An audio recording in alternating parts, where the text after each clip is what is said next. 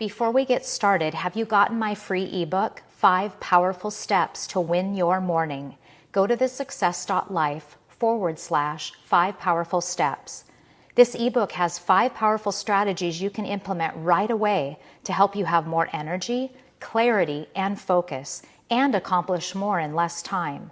Go to thesuccess.life/5 Powerful Steps and get your copy today. Hello, my friend, and welcome to Press Pause. I'm your host, Janelle Bruland, and I'm here to help you regain control of your life for you. Each week, I will be giving you helpful tips and one thing you can implement immediately to overcome the chaos of life and take back control. I was once an overwhelmed, overcommitted entrepreneur, and I get what it's like to be balancing all of the things between work and home. And I'm here to help you take back control. Let's dive right in. Welcome to Press Pause. Today we're going to talk about how you can meditate as a Christian. So this has been an interesting topic, and bringing this up may get me some feedback, and that's okay. So I was having a conversation with someone I respected about my book, The Success Lie, the other day, and the fact that I talk about meditation in it. And my faith stance is I'm a believer, I'm a Christian, and I have been all of my life. My faith is very important to me. And this person that I was talking to, who I highly respected, was concerned about the fact that I was talking about my meditation practice in my book. And in fact, mentioning that I followed a Buddhist monk in learning a meditation practice. So this is my feedback on this. And I'd love to hear your response as well. I believe that God is God, and that God is God over everything. And He is the God over my heart and your heart. And meditation is simply a way for me, according to my own faith, and you, according to what your walk is, to be able to get inside into your inner being, to do the inner work that you need to do to be the best person that you can be. And that's simply all that it is. Now, did meditation traditionally come from Eastern religions? Did it come from there? Yes. Are there a lot of Buddhists that practice meditation in other religions around the world? Absolutely.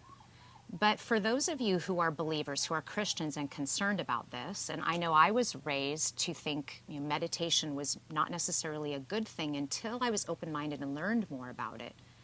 Meditate is used over 20 times in the Bible, 19 times in the book of Psalms alone.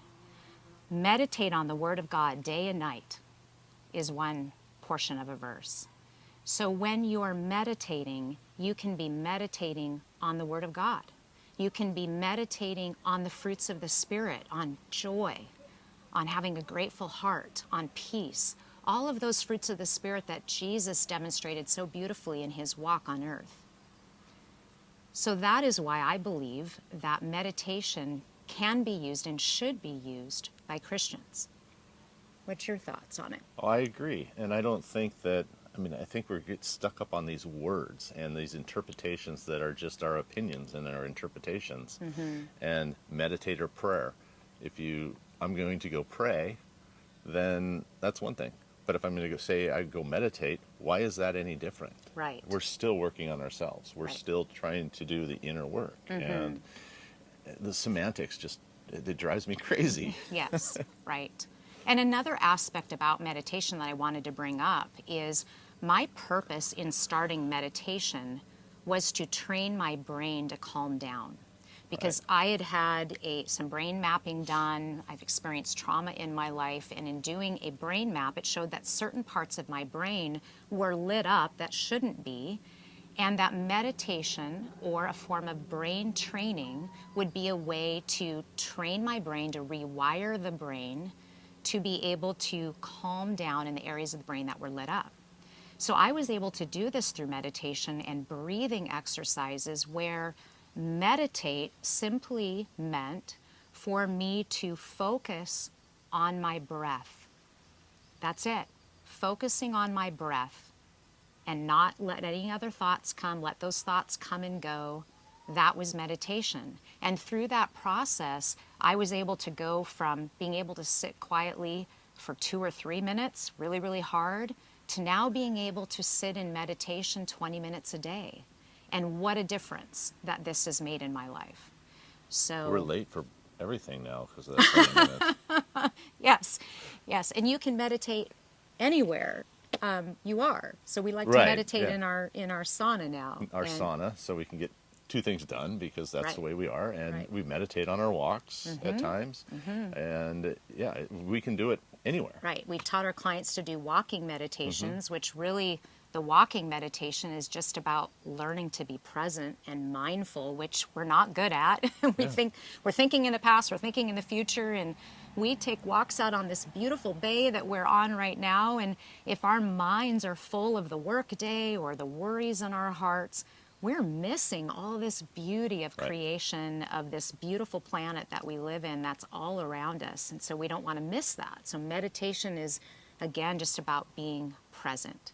So regardless, in our opinion, regardless of your faith, whatever it may be, meditation serves a number of purposes that can help you really live the full, abundant life that you've been called to. Thank you for listening today. Take that one thing you learned and start making it a habit in your life now.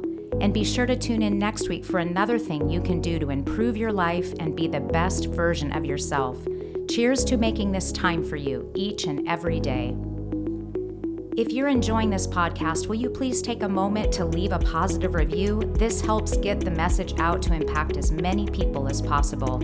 And I encourage you to subscribe to this podcast. That way the episodes will drop each time a new one comes out.